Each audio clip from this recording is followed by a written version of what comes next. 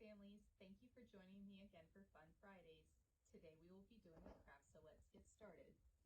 For this craft we will need a small tray, some shaving cream. I bought sensitive skin, but it's up to you.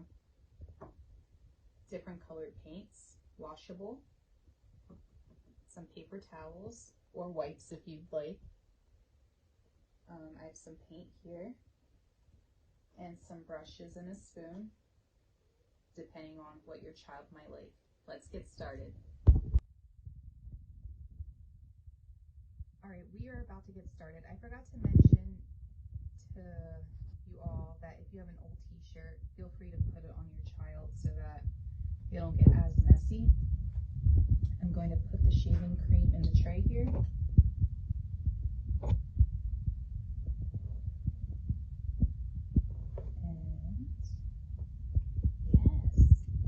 You can add as much or as little as you want. Ooh, is it foamy? Yeah. You can also add different colored paint in here. You can encourage your child to paint if they want, or they can finger paint. Do you want to hold onto the brush? No. You can just describe what it looks like, that it's foamy, that it's white with some purple and red. And they can just, do what they want, make it their own. But other than that, that's pretty much it.